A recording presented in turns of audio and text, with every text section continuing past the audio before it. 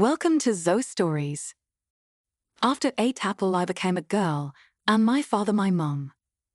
In a poignant moment, an elderly lady extended an apple to me, her eyes filled with memories. The fruit seemed to carry more weight than its mere physical presence, a bridge between past and present. Jerry, my sole companion, stood nearby, our shared grief etched into our souls. A year had passed since cancer claimed my mother, leaving us adrift in a sea of memories. In this shared journey of grief, my father and I find solace in familiar routines. He steps into the roles my mother once inhabited, the quiet caretaker, the gentle guide. At 13, I navigate life's currents, but her absence tugs at my heart, a void that time cannot fill. Amidst the ebb and flow of daily tasks, folding laundry, tidying corners, I recognize my father's silent struggle. His work consumes him, and I, at 13, become the quiet companion who lightens his load. During the Easter holidays, I relish the break from school. While my dad is at work, I keep myself entertained with laptop games and TV movies. Occasionally, I slip into my mum's clothes from her closet. They don't quite fit, but their softness against my skin brings a comforting closeness to her memory. Amidst the Easter holidays, I find solace in my mum's clothes.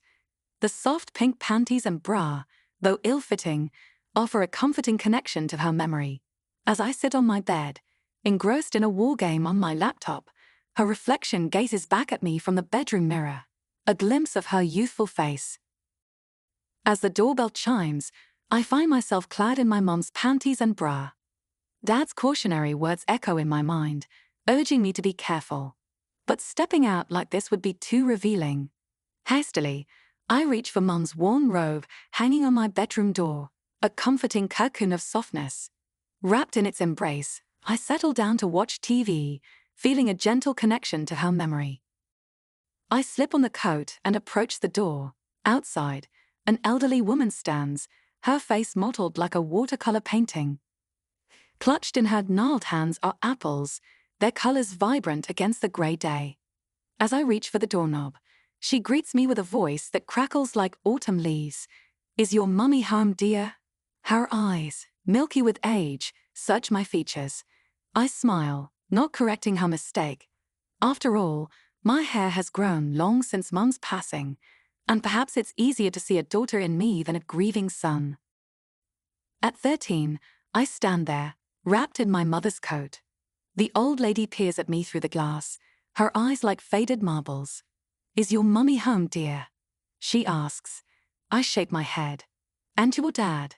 she persists. "He's at work," I reply. Her voice softens. "You must miss your mum." I smile, correcting her gently. "Actually, I'm not a little girl." She chuckles, her wrinkles deepening. "Pardon me," she says, and suddenly, we're two strangers sharing a moment on the doorstep. I mistook you for a girl, draped in that vibrant, pink silk robe. And I was under the impression that beneath the fabric, there was the contour of a feminine figure. I am wearing my mother's bra and panty. Feeling a warm blush on my cheeks, I confess that wearing my mum's clothes brings me comfort. They just feel so soothing against my skin. "You'd look absolutely charming, darling," I say with a gentle smile. "I can imagine you take to being as graceful and lovely as your mother, adorning yourself in elegant dresses." I concur with a nod. "Now, look here," the elderly woman interjects, her hands cradling a basket brimming with her prized apples. "Take this luscious ruby red apple for yourself, and here's another for your father," she offers with a kind-hearted gesture. She requested a simple peg, whispering, "No need for payment." With that, she closed the distance between us and planted a gentle kiss. She handed me a pair of apples, their skins gleaming like rubies, and with a tender farewell, she vanished into the distance. I returned to the sanctuary of our home, placing one apple as an offering for Dad upon the table and retreating to my chamber with its twin. Engrossed in games, I devoured the apple, savoring its luscious sweetness, and discarded the core. Father's arrival was timely, and I presented him with the remaining fruit. "The kind woman sent this, Father. It's delightful," I remarked. He sampled it, his smile blooming like dawn. "Indeed, Ollie, it's quite the treat," he agreed. Post-supper, we settled into the sofa's embrace, the television's glow our evening companion. Draped in Mother's rose-tinted robe and nightdress, I found solace. Father's acceptance was unwavering. He understood it brought me comfort. Nestled against him, warmth enveloped me.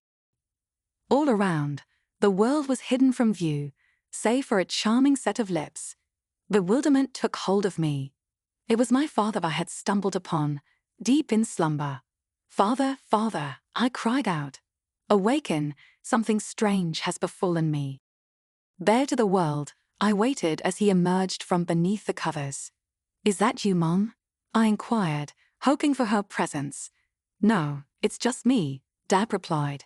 Yet, in my eyes, he bore her likeness. "You have her essence, Dad, despite the difference in voice and hair." His gaze fell upon me. A look of astonishment painted across his face. "Oh, you're growing up, but it seems you're still searching for some parts of yourself. And those lips, they remind me of someone gentle," he observed. "That's what I wanted to talk to you about, Dad. I wanted to understand more about growing up. Yesterday, you were my son, but today you are a daughter." He jumped out of bed in his pajamas, staring at me intently. "Dad," I inquired, "have you noticed any changes in your chest?" He felt a pressure against his chest through the fabric of his pajamas. A quick look down, and he let out a high-pitched shriek. His pajama top had been ripped open, and there was an unexpected bouncing motion. Confusion washed over him as he pondered the sudden change. He lowered his sleep pants and peered inside. "Look, oh, mine are gone too, and I have lips like yours," he said softly. "Does this mean you're both my mom and dad now?" Dad exclaimed it couldn't be true and hoped it was just a bad dream. He told me to hit him. I pinched him hard, and he let out a yelp of pain. It was undeniable. He had transformed into my mom. How did this happen? What do we do now? I pondered aloud. Olaf paused thoughtfully and suggested urgently that we see Dr. Watkins immediately. We rushed to dress and leave, but when I reached my room, none of my old boy clothes fit anymore. My silhouette had transformed into a more feminine shape, featuring a slender waist and curvier hips, making my old clothes completely unsuitable. Slipping into Mom's panties and bra, they now hugged me perfectly, accentuating my changed form. As I browsed my closet, I found a mini dress of hers, too petite for Mom, but fitting me like it was tailored. When I got back to Dad, he had dressed in Mom's clothing, finding the fit snug as he donned her blouse and skirt. Observing him in Mom's attire, I couldn't help but remark on the striking resemblance. He peered into the mirror, taken aback by his own reflection, an uncanny mirror image of Mom. Baffled by the transformation, we agreed it was time to seek medical advice. I suggested he complete the ensemble with a pair of Mom's shoes before we set off in search of assistance. We stood in queue, patiently awaiting our turn to see the doctor. Engrossed in his computer, he greeted us with a cursory, "What can I do for you, Mr. Armitage and Oliver?" It wasn't until he looked up that his expression shifted to one of surprise, quickly correcting himself. "Oh, what can I do for you both?" The doctor, observing the resemblance, remarked on the feminine features they shared. He suggested a thorough examination for both, starting with Mr. Armitage, who was asked to prepare for the checkup by reclining on the examination table and removing his shirt. During the examination, the doctor noted unique physical characteristics in Mr. Armitage and suggested further tests to understand their condition better. Similarly, upon examining Sam, the doctor recommended additional diagnostic procedures to ensure a comprehensive understanding of their health. After conducting the necessary tests, the doctor invited them back to discuss the results. He confirmed his initial observations, explaining their health status in detail and providing guidance on what to expect in the future regarding their physiological processes. He inquires if we've ingested anything unusual that might have triggered this transformation. Dad denies it, but a memory flashes in my mind. I interject, "Dad, could the apple from the elderly woman be the cause?" Dad scoffs, "Ollie, how could an apple possibly turn us into women?" The physician mentions it's not unheard of in certain areas. An elderly lady hands out apples, and those who eat them become girls. The method of her enchantment and the remedy to undo it remain shrouded in mystery. He promises to collaborate with colleagues and specialists in search of an antidote, yet for the moment, our new female identities are irreversible. He'll supply us with sanitary pads and a soothing cream for any breast discomfort, alongside painkillers for menstrual cramps. Isn't there anything more you can do? We plead with the doctor. My apologies, Mr. Armitage, but that's the extent of assistance I can provide at present.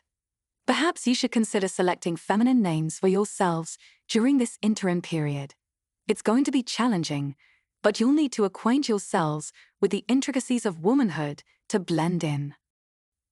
Embracing our new identities as girls comes with its own set of joys. There's the fun of experimenting with makeup, the flair of stylish hair, and the elegance of exquisite outfits. Oliver, let's navigate this journey together. May our story resonate and spark curiosity among the readers. Thank you for joining us on another captivating journey through Zoe's stories. Remember to hit that subscribe button and turn on notifications so you never miss a tale. Until next time, keep exploring, keep imagining, and keep believing in the magic of storytelling. See you in the next chapter.